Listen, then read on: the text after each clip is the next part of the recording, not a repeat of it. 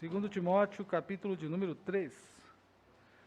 Eu pedi a vocês que lessem o capítulo de número 1 do livro da Declaração de Fé. Nós vamos trabalhar nele.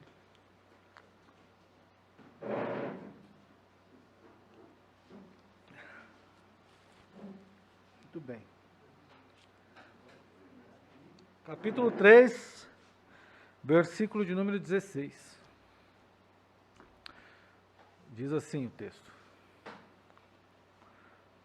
Podemos ficar em pé?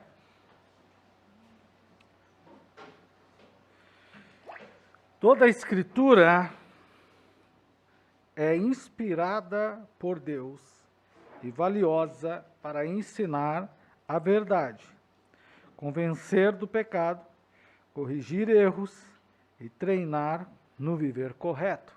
Amém? Glória a Deus. Senhor, continue falando conosco nesta noite por meio da Tua palavra, da exposição da Tua palavra. O Senhor já tem nos falado pelos louvores, testemunhos, enfim.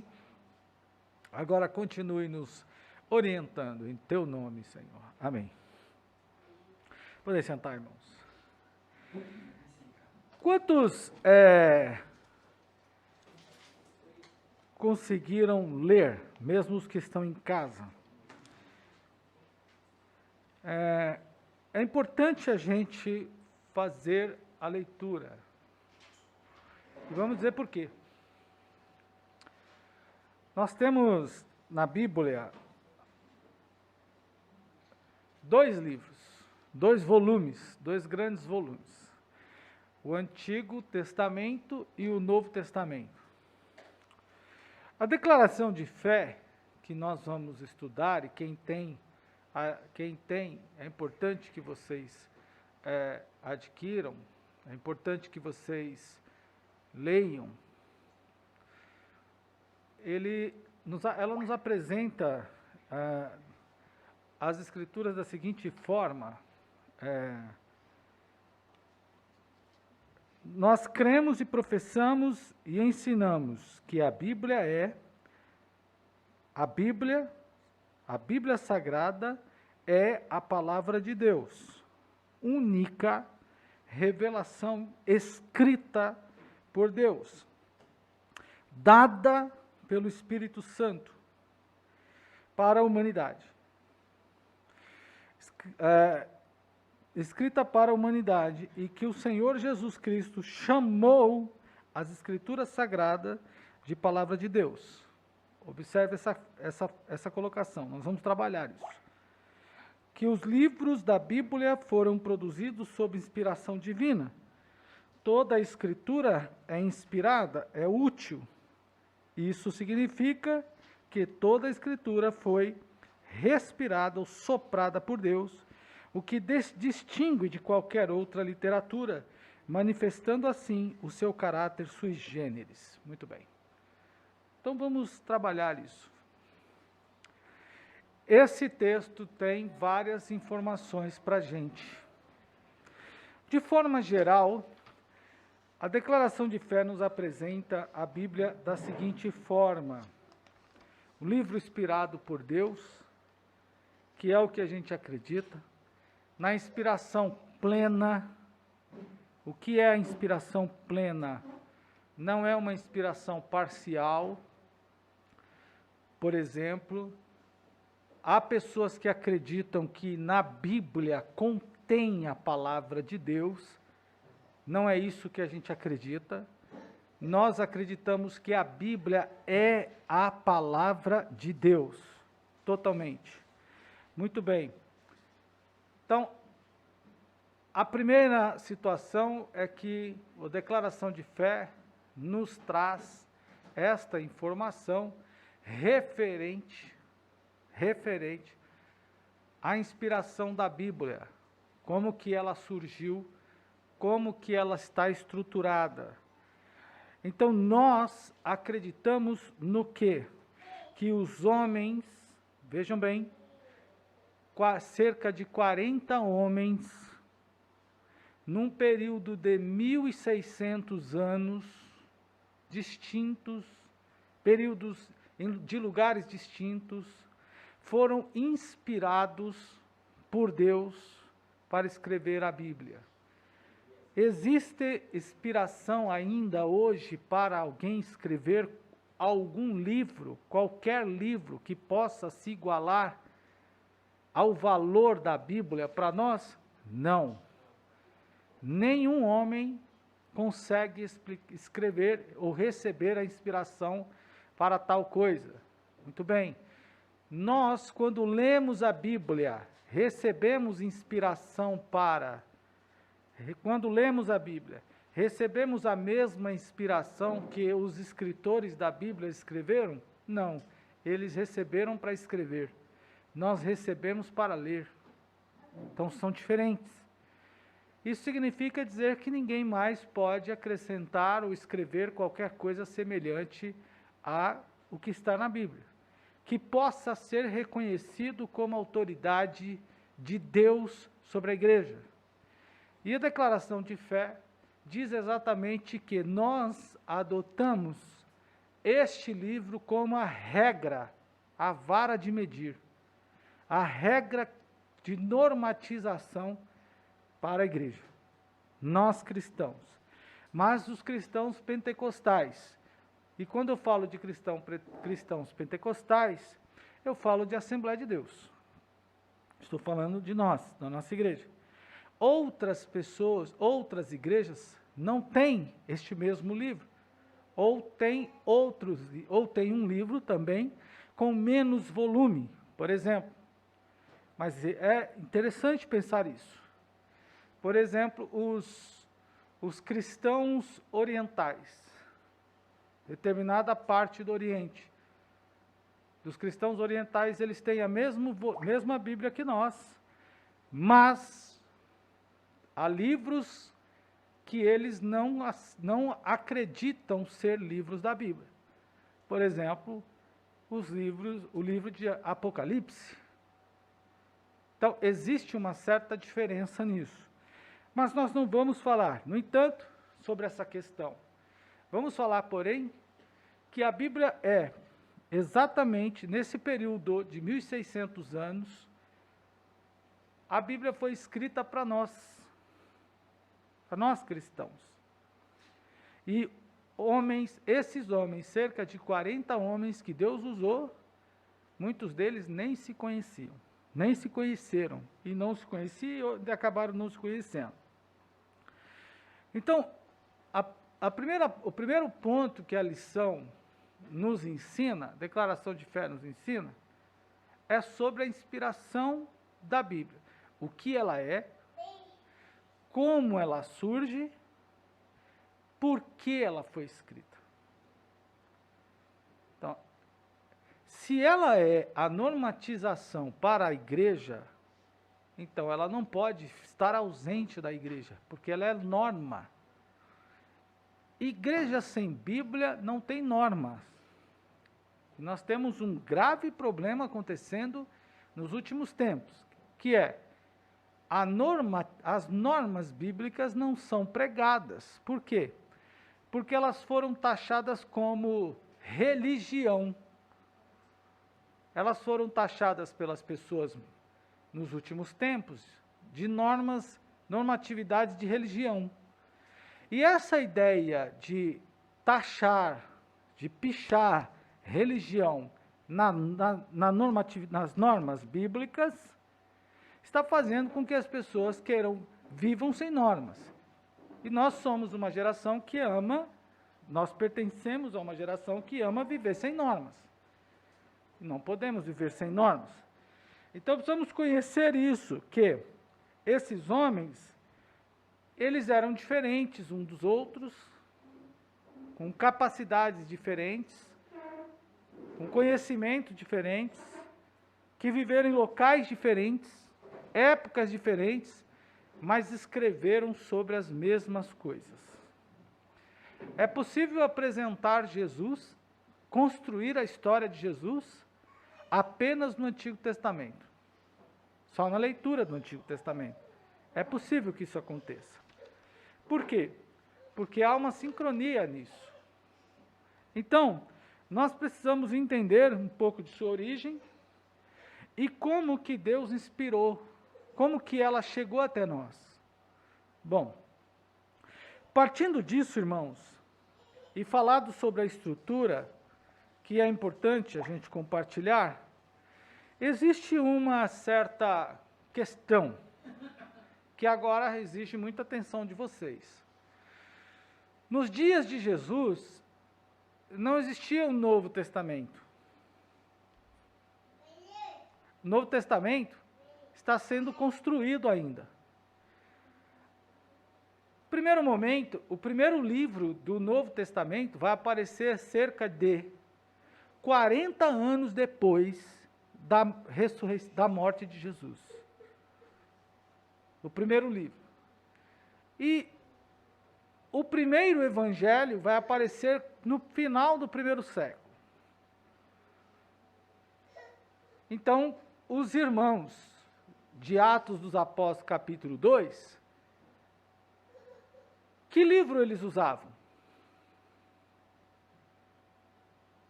Porque nós não acabamos de ler um texto do apóstolo Paulo, dizendo que toda a escritura é inspirada? Mas qual era o livro que eles usavam?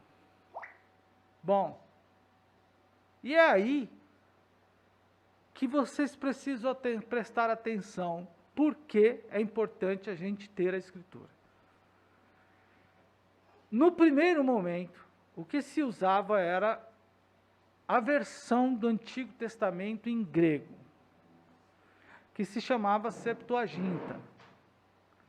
Era o Antigo Testamento. Vocês sabem que nós temos a divisão, na Bíblia nós temos 66 livros, dividido em 2 grandes volumes. O primeiro é o Antigo Testamento, com 39 livros, e o segundo com 27, que é o Novo Testamento. Muito bem, mas o Novo Testamento não existia ainda. Ele vai ser escrito depois.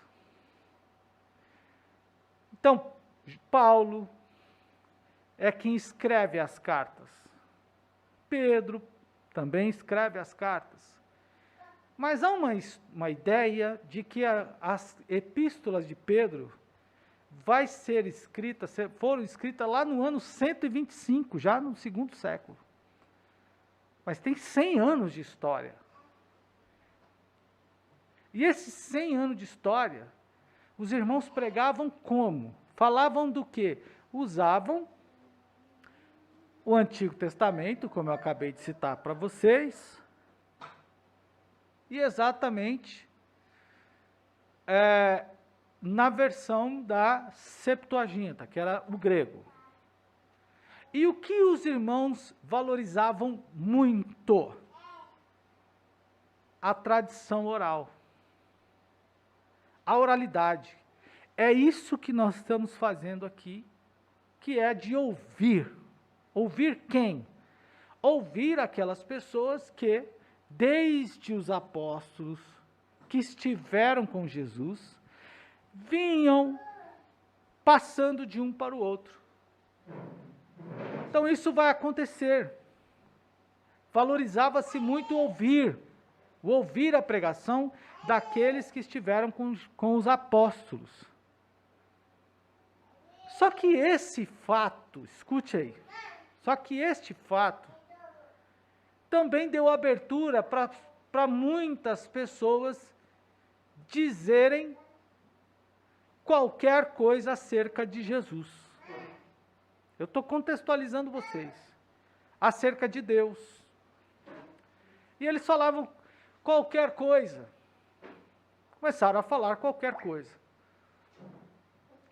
Por exemplo, lá no final, lá no primeiro século, lá no finalzinho, aproximadamente lá pelo ano 85, daí por diante, vão surgir as primeiras heresias, muito mais pesado, mas não tinha livro sobre o Novo Testamento.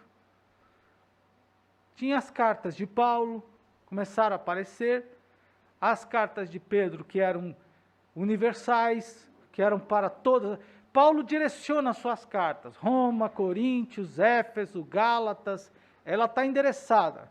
As cartas de Paulo estão endereçadas. As cartas de Pedro não. Eram para ser lidas em todas as igrejas.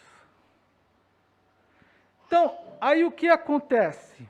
Nesse período, as igrejas precisavam, agora, vejam bem, elas tinham necessidade de defender a crença. Por quê? Pessoas passaram a surgir no meio da igreja, dentro da própria igreja, e começaram a trazer heresias. Por exemplo, Marcião foi um dos que introduziu uma das primeiras heresias. O que ele introduziu? Que o Deus do Antigo Testamento era ruim. Que o Deus do Antigo Testamento era mau. E que a igreja do Novo Testamento, a comunidade de Jesus, precisava romper com o Deus do Antigo Testamento, com o judaísmo nesse sentido.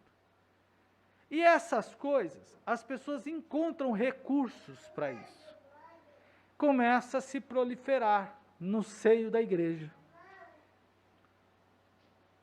E agora, naqueles irmãos que tudo era muito mais audição. E há pessoas que gostam de ouvir e pensar, e há pessoas que gostam de ouvir e não pensam. Não pensam no que ouve, apenas ouve. E aqueles que ouvem e pensam, se escuta alguma coisa que está diferente daquilo que é tradição, que é tradicional, ele questiona. Ele começa a inquirir, a questionar. Mas por que o Deus do Antigo Testamento é ruim? Começa a perguntar. Mas aqueles que não questionam, aceitam com facilidade.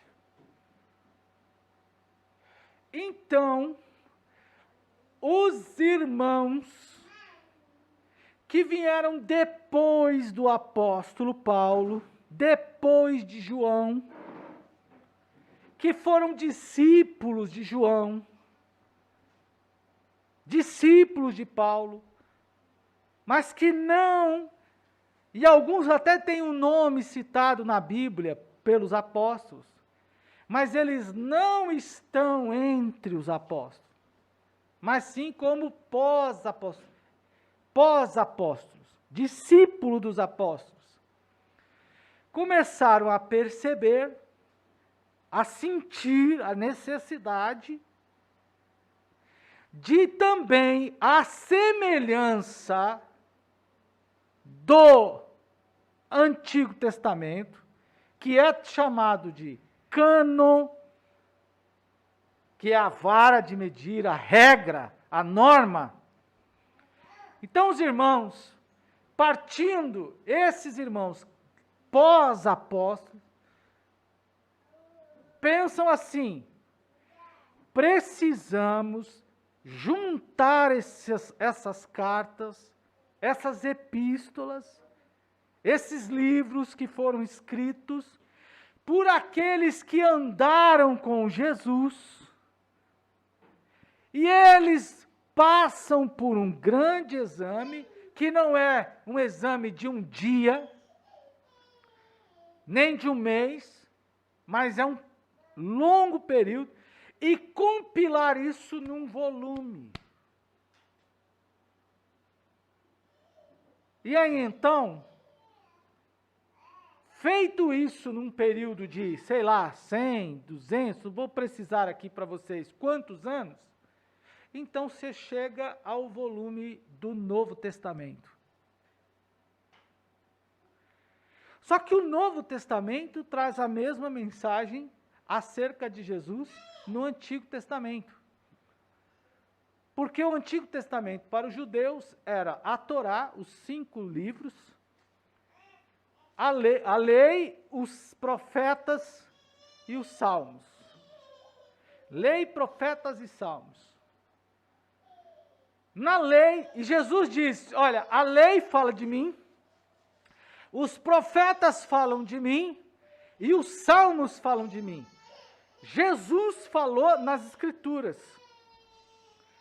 Então, quando a Bíblia fala Escritura, ela está falando lá do Antigo Testamento. No entanto, preste atenção, todos os discípulos, o sermão de Pedro, o sermão de Paulo, o de Estevão, quando a gente olha o sermão de Pedro, o sermão de Paulo, o sermão de Estevão e todos os demais, e até Jesus, todos eles apresentam Jesus partindo do Antigo Testamento. Vocês precisam fazer a leitura com isso. Vejam Filipe na situação com o eunuco. Quando Filipe se aproxima da carruagem, o que é que o eunuco estava lendo? Os profetas, no caso, Isaías. Então vejam que não havia isso. E os irmãos, como eu acabei de dizer, partindo dos discípulos dos apóstolos, que se vocês quiserem conhecê-los, vocês terão que ler um livro, partir de um livro chamado Os Pais da Igreja. Quem foram os pais da igreja? Os pais da igreja foram aqueles que andaram, uma parte deles, parte daqueles que andaram com os discípulos, com os apóstolos. Foram servos, foram discípulos dos apóstolos. Os apóstolos foram discípulos de Jesus, depois viraram apóstolos. Os pais da igreja foram discípulos dos apóstolos. Eles andaram com os apóstolos. Eles viram, eles ouviram, eles escreveram para eles. Entende? E agora eles precisam normatizar, e surge o Novo Testamento, então. E aí, posteriormente, o Novo Testamento e o Antigo Testamento, para nós cristãos, o cânon protestante é o Antigo e o Novo. Para os judeus, é só o Antigo. Novo Testamento não. Para a religião judaica. Então, o que nós temos que pensar? Nós vamos pensando que a Bíblia tem uma função, ela tem um objetivo, ela tem um alvo. Isso está de cara no primeiro parágrafo da declaração de fé. Qual é? Feita essa introdução, os irmãos poderão ler comigo e agora entender o que o autor está dizendo. Cremos, professamos e ensinamos que a Bíblia Sagrada é a palavra de Deus. Como eu disse, há quem não acredite que não acredita que o Novo Testamento é a palavra de Deus. Há quem não acredita que o Apocalipse é um livro que é a palavra de Deus. Há quem não acredita que as cartas de João não é a palavra de Deus. E nós, o que nós acreditamos? O que a igreja que eu frequento, que eu participo, acredita? Que a Bíblia é, na íntegra, na sua totalidade, nos 66 livros, que a Bíblia é a palavra de Deus. Muito bem. Existe outra Bíblia para nós? Não. Nós temos versões de Bíblia. Mas existe outra? Não. Alguém pode escrever uma Bíblia parecida? Não. Logicamente que não. Alguém pode ter uma inspiração para escrever um livro com a mesma autoridade para reger a igreja? Não. A Bíblia, ela é maior autoridade que o pastor na igreja? É. Do que os irmãos? É. Do que qualquer outra operação? É. Então a Bíblia, olha o que diz o texto, escrita para quem? Escrita por quem? Pelo Espírito Santo. Soprou, inspirou. Escrita para quem? Para a humanidade. O que ela traz? O que ela traz? Está tudo no primeiro parágrafo. Que o Senhor Jesus Cristo chamou as Escrituras de palavra de Deus, que os livros da Bíblia foram produzidos sob inspiração divina, e ela traz isso, tudo isso, para ensinar o homem a respeito de Deus. Tudo no primeiro parágrafo. Isso significa que toda a Escritura foi inspirada. Então, as Escrituras são de origem divina, seus autores humanos falaram e escreveram por inspiração verbal e plenária. Deus soprou sobre os homens.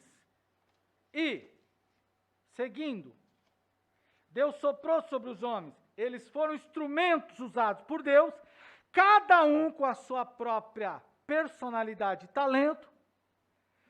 Cada um escreveu da forma que sabia, porém todos escreveram a respeito de Deus. Então, a inspiração da Bíblia é especial e única, não existindo nenhum livro mais inspirado e outro menos. Todos o mesmo grau, tendo todos o mesmo grau de inspiração e autoridade. E ainda segue o texto. A Bíblia é a nossa regra de fé e prática. Se a Bíblia é a regra, é a norma da igreja, se a Bíblia é a regra e a norma da igreja, então nós cometemos um erro gravíssimo quando nós atiramos e ela não ocupa o espaço. É preciso que se diga claramente que a maior autoridade na igreja é a Bíblia. Porque são elas que revelam o Cristo vivo e ressuscitado ao terceiro dia. É preciso que se entenda que ela é a lei de Deus para a igreja.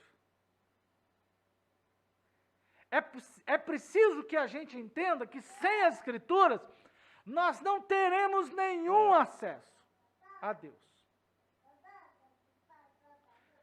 E é preciso que se confirme que não há nenhuma explicação para que vocês saiam do culto conhecendo a mim, conhecendo a irmã Cida, e não conhecendo nada da Bíblia.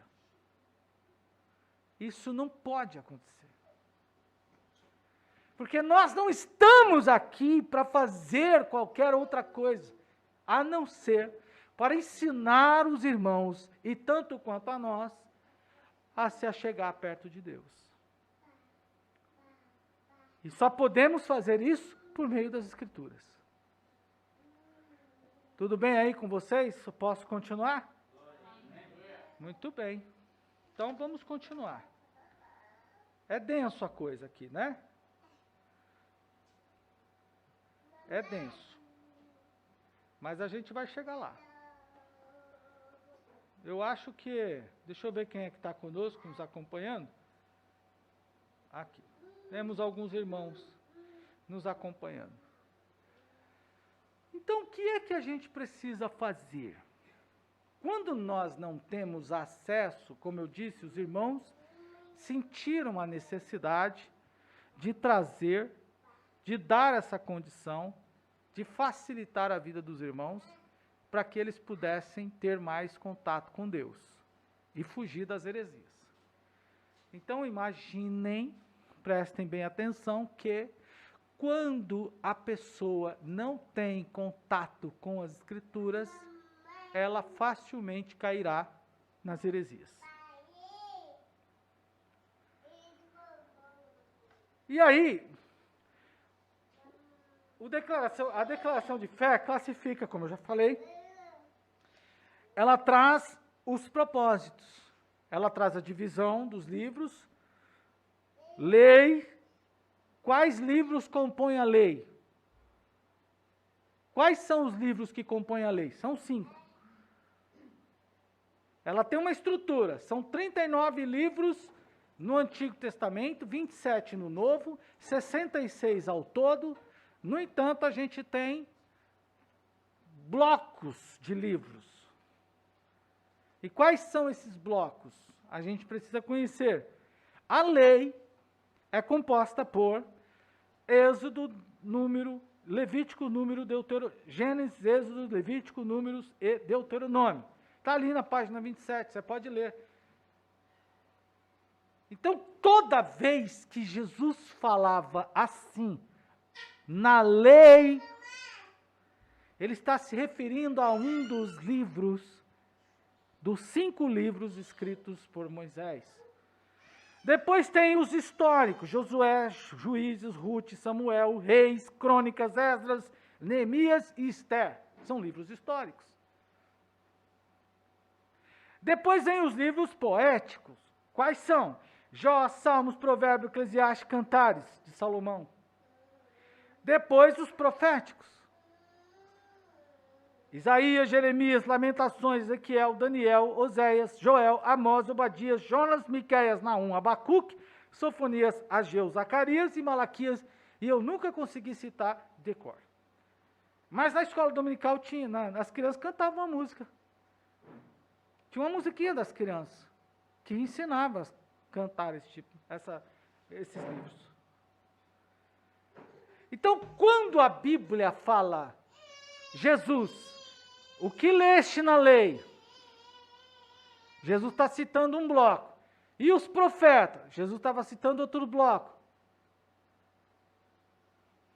Percebem como a gente precisa se localizar dentro das Escrituras? Muito bem. E o Novo Testamento tem os 4 evangelhos. Os estudiosos entendem que o primeiro evangelho escrito, qual foi? O primeiro. Do novo, primeiro evangelho escrito. Muito bem. Marcos. Os demais partem do que Marcos escreveu. João tem uma perspectiva diferente dos 3. João faz uma apresentação de Jesus com uma outra perspectiva, uma outra visão. No entanto, irmãos, depois vem os históricos. Quais são os livros históricos do Novo Testamento? Atos dos Apóstolos. O que registra? E tem uma coisa super importante. Vamos para Atos dos Apóstolos, capítulo 1, versículo 1. Vamos lá. Atos 1, verso 1.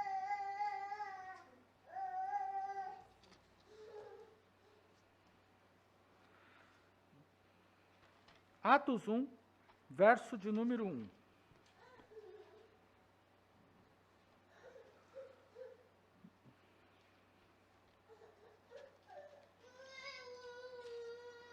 Que encontraram,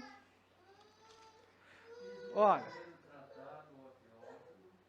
acerca de tudo que Jesus começou, não só a fazer, mas a ensinar. verso 2, pode ler.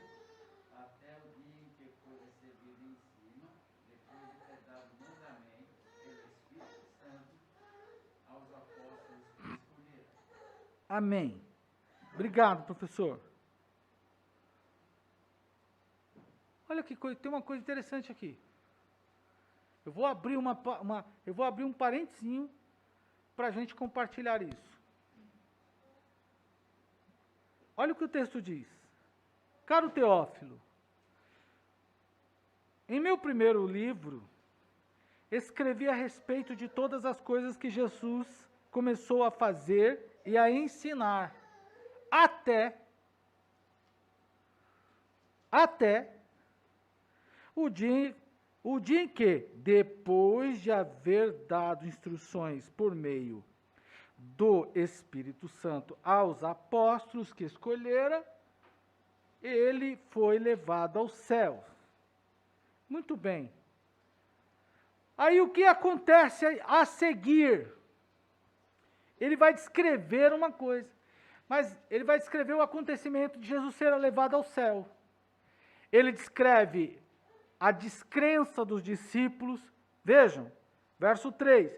Depois de sua morte, Jesus apareceu a eles e lhes deu muitas provas convincentes de que estava vivo. Provas convincentes. Eles o viram pelo período de 40 dias. Depois da ressurreição, Jesus esteve com os discípulos por cerca de 40 dias e lhes falava a respeito do reino de Deus. Em um desses encontros, ele os instruiu a não deixarem. Observe que Lucas está descrevendo o que é que Jesus fazia e falava. Ele não diz o que Jesus falou. Falava. Ele estava fazendo. Observe o que ele falava. Que era para eles não deixarem Jerusalém, mas que esperassem pela promessa do Pai, que vocês ouviram de mim, disse ele. Porque João Batista imergia pessoas na água. Mas dentro de poucos dias, vocês serão imersos no Espírito Santo. Enquanto estavam reunidos, eles fizeram perguntas referentes às políticas. Ele respondeu que não era do interesse deles, verso 8. Mas vocês vão receber, tudo isso era o que Jesus estava falando, que Lucas está narrando, olha. Ele está narrando lá, está lá no verso 1, ó, o que Jesus começou a fazer e começou a ensinar. Verso 9, continuando. Depois de dizer isso, ele foi elevado. Depois de dizer isso, ele foi elevado. Não diz que acabou. O livro de Atos dos Apóstolos termina. Vamos para o último capítulo e o último versículo do livro de Atos dos Apóstolos. Olha só. Diz assim: Saulo permaneceu durante 2 anos inteiro em um lugar que ele alugou para si mesmo. E ele continuou a receber todos os que iam vê-lo, anunciando o reino de Deus, ensinando a respeito do Senhor Messias abertamente, sem impedimento. A história não acabou. O livro não tem fim. Isso quer dizer que ele continua sendo escrito. Quem está escrevendo agora Atos dos Apóstolos sobre a direção do Espírito Santo? Nós. Nós é que estamos escrevendo. A igreja está escrevendo. A igreja está escrevendo. Então, livro histórico, Atos dos Apóstolos. Livros, as epístolas, Romanos, Coríntios, Gálatas, Efésios, Filipenses, Colossenses, Tessalonicenses, Timóteo, Tito, Filemão, Hebreus, Tiago, Pedro, João e Judas. E livros proféticos, Revelação, Apocalipse. a estrutura da Bíblia. Mas qual é o propósito? Repito, no tópico 3, diz assim: revelar o próprio Deus e expressar a vontade dele para nós. Qual é a vontade de Deus para mim?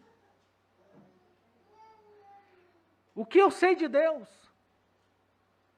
O que eu sei sobre Deus? Eu posso dizer o que a respeito de Deus? Boa parte dos cristãos hoje só conhece o Deus de milagre. Outra parte dos cristãos só conhece o Deus de vitória. Resumiram Deus a duas coisas: vitória, milagre e vitória. Vitória e milagre.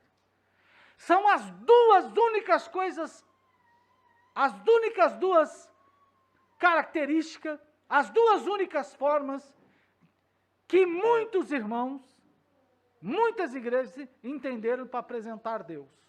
Só Deus de vitória e Deus de milagre.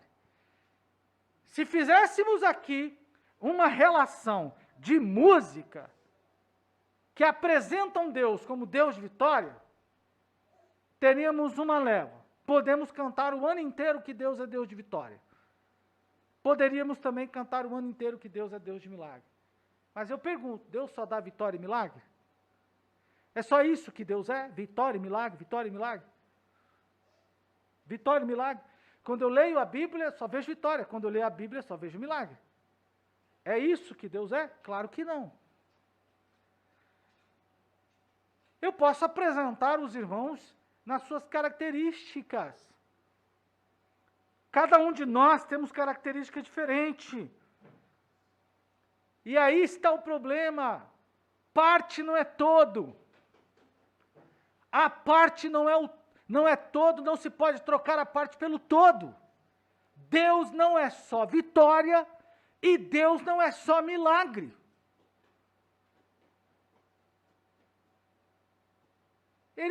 Houve lugares em que Jesus não curou ninguém.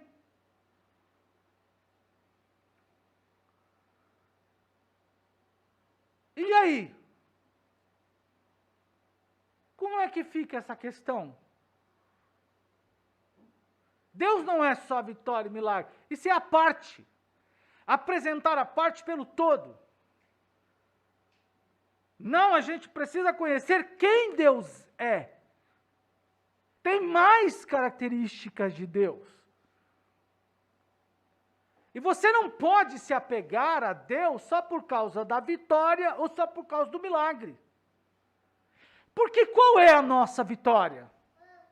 A minha vitória é comprar um carro de 200 e 300 mil reais agora? É uma vitória. Mas é a vitória? A vitória? Claro que não. Deus pode me curar de um problema no meu corpo. Já curou a irmã Cida. Quer dizer que eu nunca vou morrer?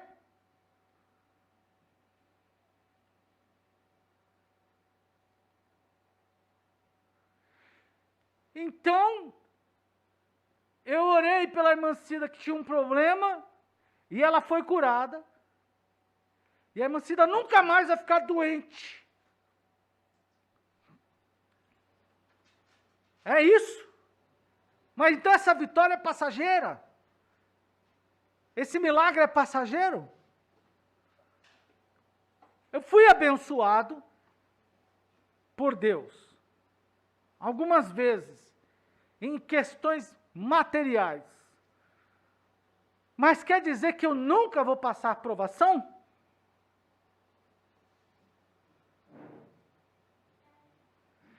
Percebem que as pessoas apresentam o todo, apresentam pela parte. Eles colocam Deus na parte e acabou.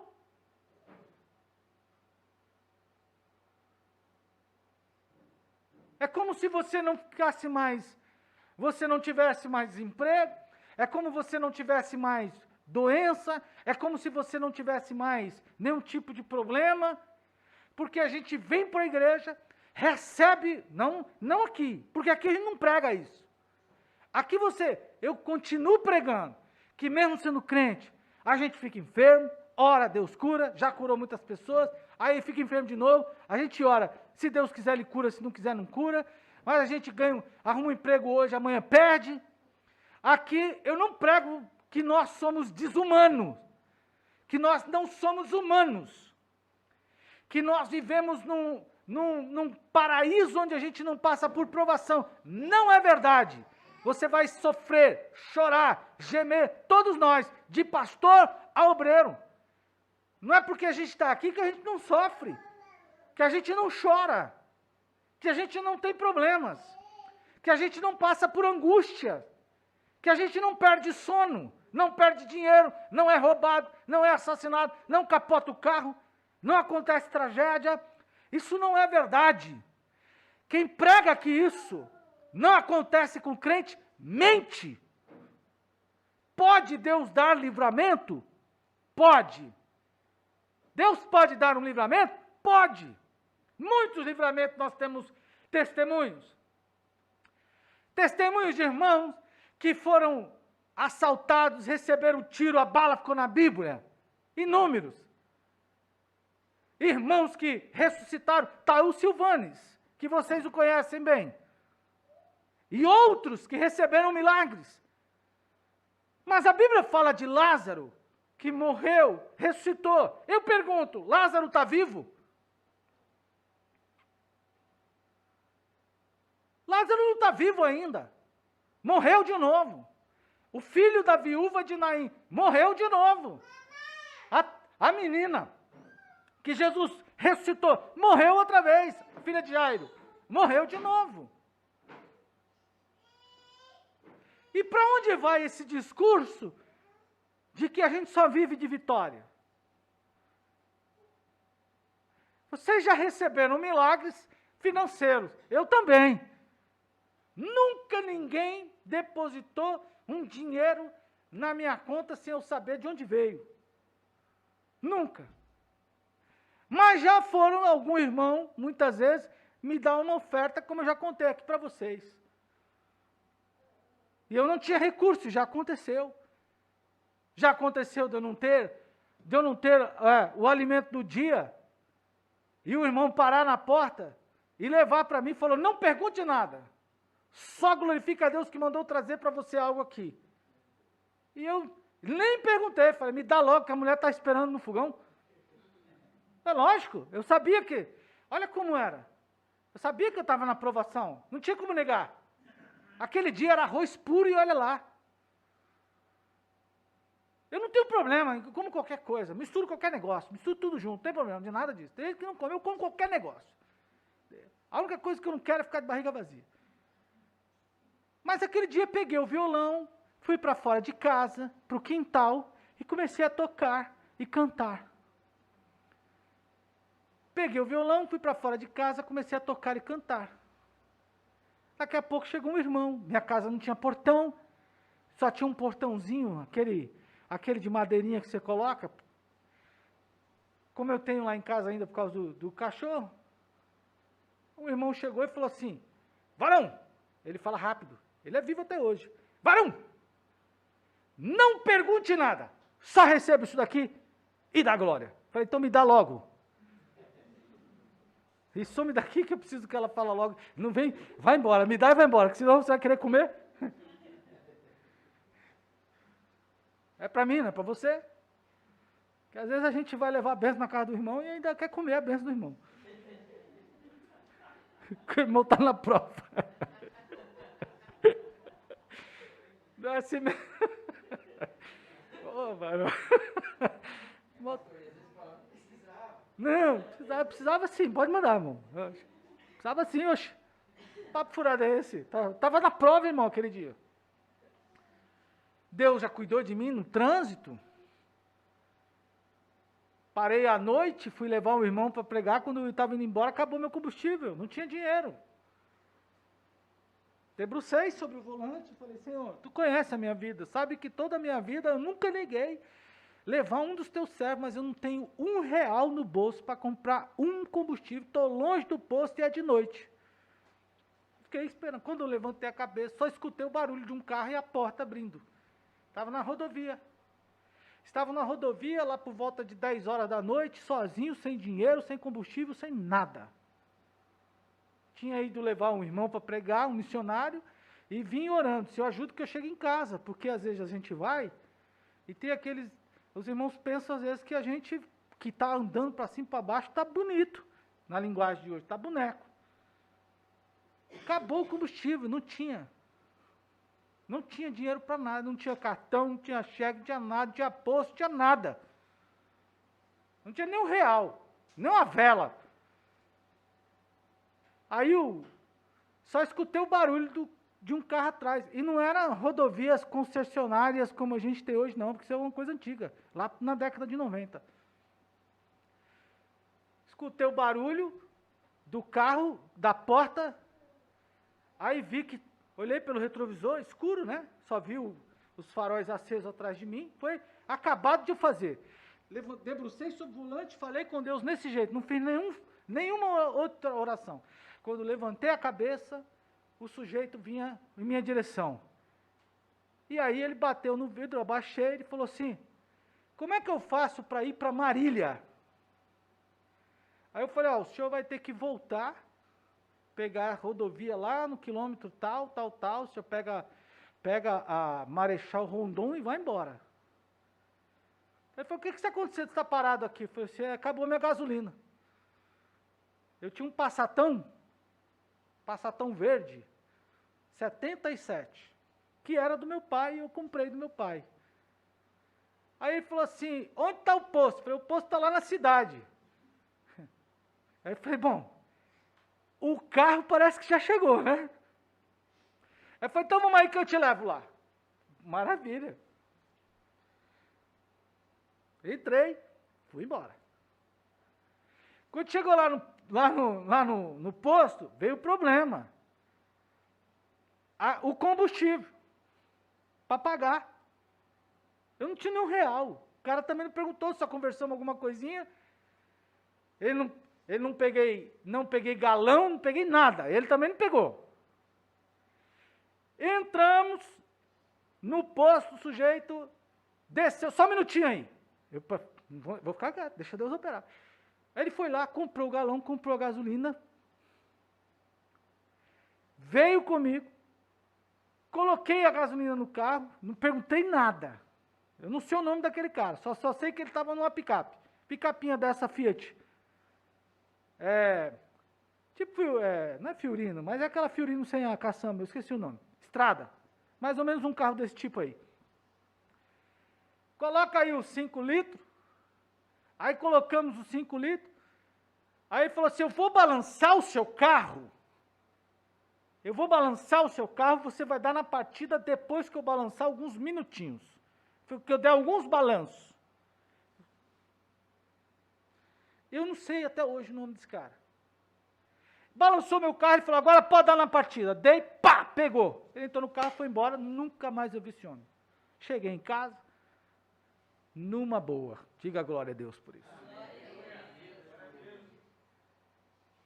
Só terminei. Quando cheguei em casa, agradeci a Deus de novo. Falei, muito obrigado, Senhor. Não deu nem tempo de eu levantar a cabeça. Deus faz milagre. Mas eu pergunto, nunca mais acabou a gasolina? Já fiquei inúmeras vezes. Com a irmã Cida de noite. Quantas vezes com a irmã Cida de noite, o carro morrendo, falhando, saindo daqui, falhando. E a irmã Cida, Senhor, deixa a gente chegar no posto. Então Deus, Ele nos socorre. Mas não significa dizer que Ele só vai nos socorrer. Ele vai corrigir também. Ele vai repreender também. Ele vai dizer o que está errado. E o que é a Bíblia? É a vara de correção, é a norma, é a normatização de Deus. É isso que a declaração de fé diz. Que Ele é o poder.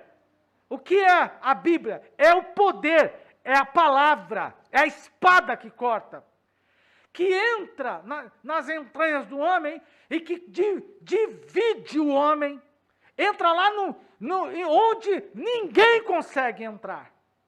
Eu testemunhei para vocês na semana passada que Deus entrou no meu pensamento, no da irmã Cida, e revelou uma coisa para uma irmã lá de Itaquera, que nem me conhecia, de algo que eu tinha combinado com ela.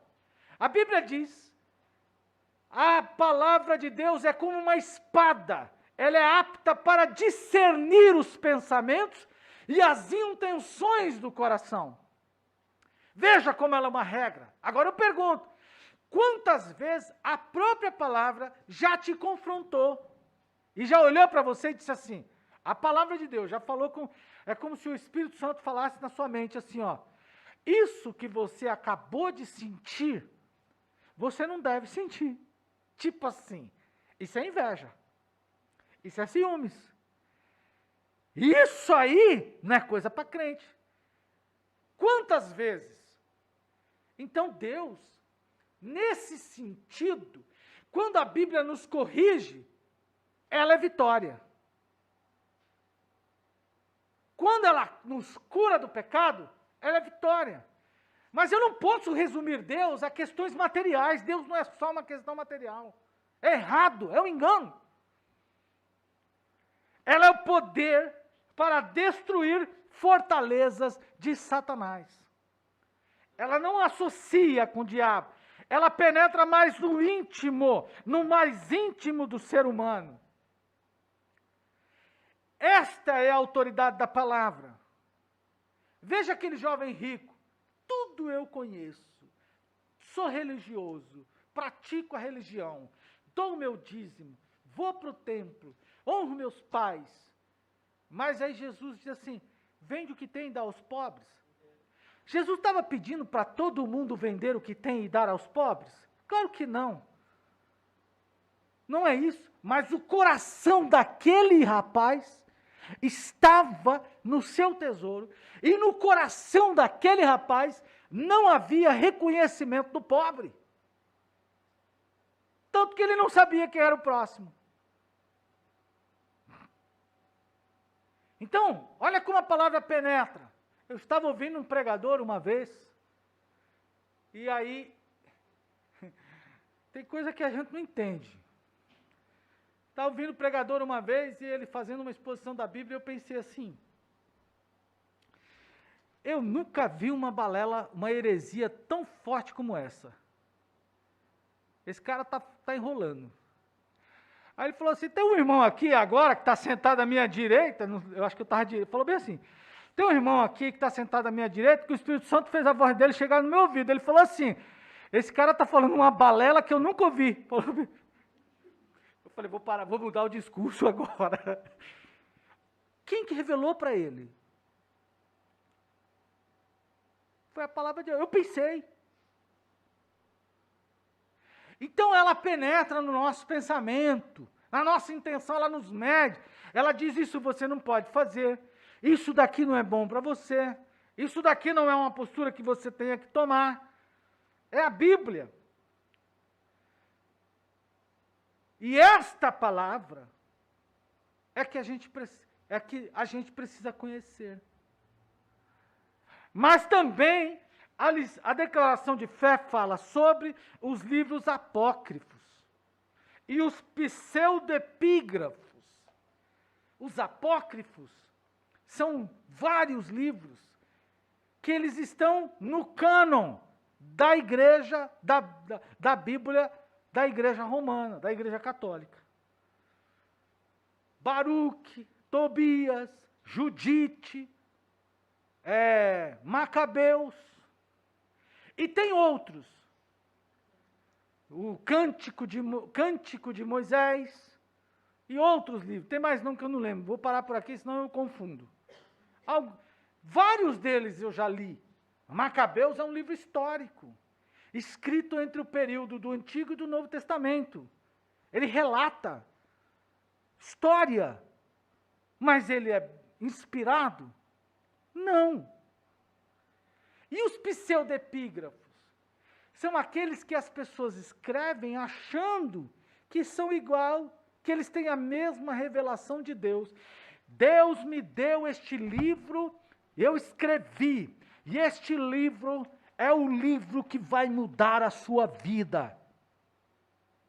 Este livro é a revelação de Deus para você.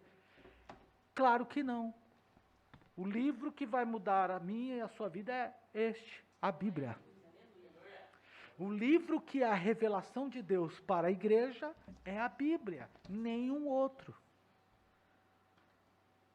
Então, por isso que a gente precisa estudar a Bíblia. Então, no que nós cremos? Cremos que a Bíblia é a mensagem de Deus para nós. E qual é a mensagem de Deus? Olha que coisa importantíssima, que eu faço conta de ler para a gente já finalizar. A Bíblia é, portanto, a mensagem clara, objetiva, entendível, completa, amorosa de Deus, cujo alvo principal é, pela persuasão do Espírito Santo, levar-nos, o homem, levar-nos à redenção. Não é Jesus. Então eu vou desligar, porque Jesus está falando aqui, não pode estar falando ali, né? Se bem que ele fala, mas tem o pastor aí que eu publiquei esse dia no grupo aí, que ele atende, né? Alô, oi Deus, ó, essa pessoa aí, vocês viram, né? Publiquei aí no grupo do ADMI esse dia. Então, vejam, levar-nos a Deus, levar-nos à redenção por meio de quem? Jesus. Irmão, pergunta, você acha que é fácil? Quanto tempo leva para o cara ficar crente de verdade? No sentido mais completo da palavra. Quanto tempo leva? Hã? Quanto tempo você acha que leva para um homem ficar crente de verdade? A vida inteira.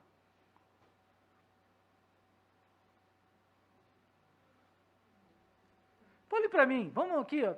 Nós estamos na internet aí. Vocês não estão, mas eu estou. O povo não está vendo vocês, estão vendo a mim. Ninguém aqui tem maus pensamentos. Ninguém aqui se sente como um pecador e tem dia que você mesmo se acusa? Será que é só eu? Será que é só eu que me sinto um pecador? Indigno? Que tem dia que olha no espelho e fala, mas rapaz, isso é um furado mesmo. Será que sou eu? Claro que não. Nós somos santificados por Jesus, que a gente vai estudar isso, justificados por Jesus, que a gente vai estudar isso, e nós somos confrontados pela palavra de Deus. A palavra de Deus não diz que o nosso pecado é bonito. A palavra de Deus não diz que o nosso pecado não é pecado, como as pessoas estão dizendo agora. A palavra de Deus não diz que existe pecadinho, pecadão. A palavra de Deus não purifica o homem só do pecadão e não do pecadinho. Não. A palavra de Deus purifica, Jesus nos purifica de todo o pecado. O que a palavra de Deus nos ensina, ela é o poder. Jesus diz assim, as minhas palavras são espírito e vida. Aí as pessoas dizem assim, eu estou tão frio, eu estou tão desanimado, eu estou tão caído, eu não tenho vontade de congregar. É claro, ele está mais distante da Bíblia do que tudo. Se apega à Bíblia para ver. Se apega à leitura da Bíblia. Se apegue às práticas normativas da Bíblia. Crente para viver cheio do Espírito Santo precisa fazer o que a Bíblia diz. E o que a Bíblia diz? Fale do poder, fale da salvação. A Bíblia diz assim, vão e pregue o evangelho a toda criatura. Quem quer e for batizado será salvo. Quem não crer será condenado. E estes sinais seguirão os que creem. Em meu nome expulsarão os demônios. Aí a Bíblia diz assim, ó, e esses sinais seguirão os que ficam. Aliás, seguirão os, não vão, fiquem. Vamos mudar o contexto, né? Fiquem. Não fale do evangelho para ninguém, apenas ore que Deus vai salvar toda criatura. Quem não for e ficar, os sinais vão até você. E esses sinais vão acompanhar os que ficarem. Em meu nome expulsarão os demônios. Crente vazio é uma coisa, crente cheio é outra. Quando a gente pensa em poder de Deus, Nós, humanos, a gente pensa em poder de Deus da seguinte maneira: curar enfermos, sabe, curar demônio não, curar enfermos, expulsar demônio, falar línguas estranhas, profetizar e tudo mais. Tem milagre aqui no texto? Eu estou fazendo uma leitura diferente do que está dito aqui. A maior parte dos crentes que se dizem frios estão desapegados da Bíblia. Ponto. Porque se você está apegado à Bíblia, e ela é a sua norma, ela diz o que você precisa fazer. E o que eu preciso fazer? Eu preciso falar de Jesus para alguém. Eu preciso apresentar o Evangelho para alguém. Seja na minha rua, seja na casa, seja em qualquer ponto. Se eu fizer isto, se eu anunciar o Evangelho para alguém e apresentá-lo com convicção, crendo, algumas coisas vão acontecer, e essas coisas, elas até servirão para me fazer sentir que eu estou forte. Quais coisas? Expulsar demônio. Quais coisas? Curar enfermo. Quais coisas? Falar em outras línguas. Quais coisas? Está na Bíblia. Pastor, isso não está na Bíblia. Está. Marcos capítulo 16. Vamos lá. Eu disse que esse foi o livro que alguns estudiosos dizem ter sido o primeiro livro. Então, por quê? Vamos ler. Olha só. Verso de número 15. Olha a normativa para a igreja. Depois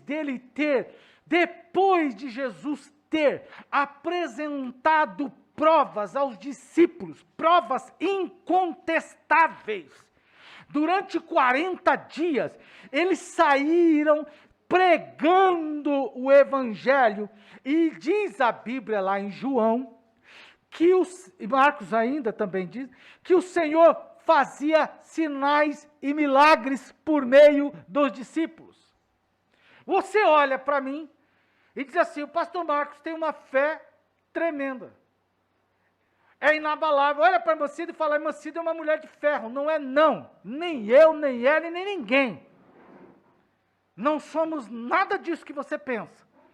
Somos seres humanos que usamos a normativa bíblica e aplicamos a nossa vida. Nós falamos de Deus. Nós evangelizamos. Olha o que diz o texto. E disse: vão pelo mundo todo.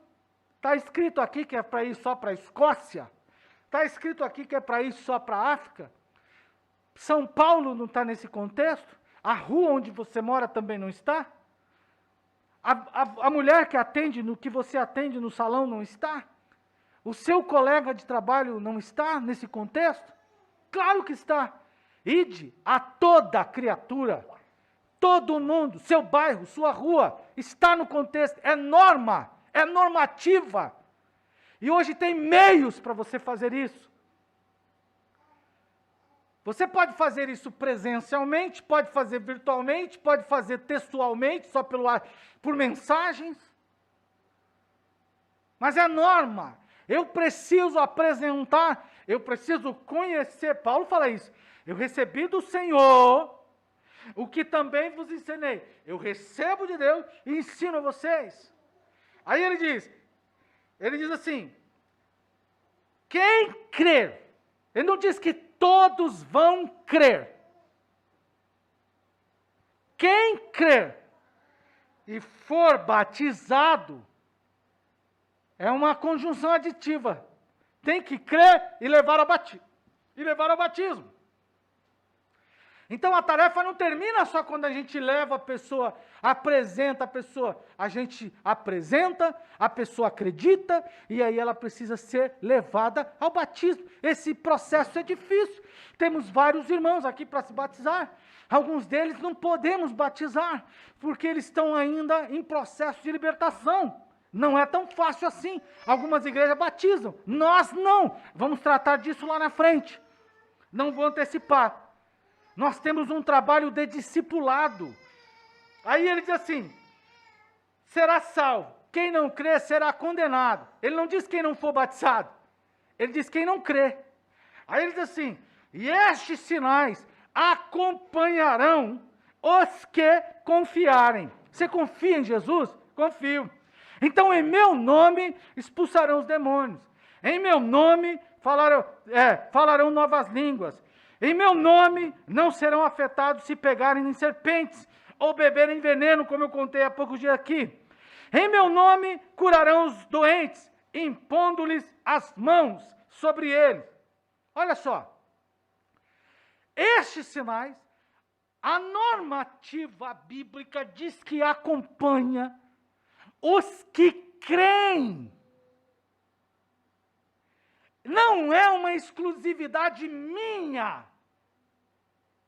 Não é uma exclusividade sua. Estes sinais acompanham os que acreditam e vão falar de Jesus. Você poderá falar de Jesus na sua casa, para o seu companheiro, para o seu parente, e ele ser curado. E se ele não for, você não vai falar de Jesus só para ele ser curado. Você vai apresentar o plano de salvação para ele. E Deus poderá curá-lo. Esta é a mensagem. Qual é a mensagem? Que Jesus só dá vitória? Que Jesus só cura? A mensagem é que Jesus dá vitória. Sobre o quê? Sobre o pecado. Que Jesus cura. Cura o quê? Cura o homem da chaga maligna do pecado. Esta é a mensagem. É isto que precisamos pregar e ensinar. E eu concluo dizendo, a Bíblia fornece-nos ainda o conhecimento essencial e indispensável à nossa comunhão com o Pai e com o nosso próximo. Assim sendo, não necessitamos de nova revelação, extraordinária ou pretensamente canônica, santa, que tenha autoridade, que reja sobre a igreja, para a nossa salvação e o nosso crescimento espiritual. O seu e o meu crescimento espiritual acontecerá e acontece e continuará acontecendo à medida em que nós vamos tendo relacionamento ainda maior com as Escrituras. Está aí a razão de muitos irmãos serem frios. Está aí a razão de muitos irmãos não saberem defender a sua fé, viverem uma vida capenga no Evangelho. Não é outro motivo.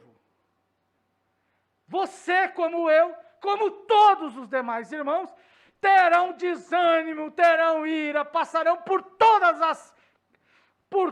os problemas que o ser humano passa.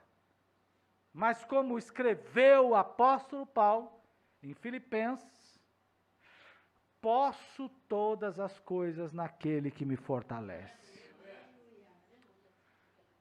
Então, paramos por aqui, mas a gente continua, porque esse assunto não se esgota num dia só, mas apenas que sirva para que vocês busquem aprofundamento a Escritura. Porque é ela que vai resolver, ela que vai nos orientar, ela que vai nos medir.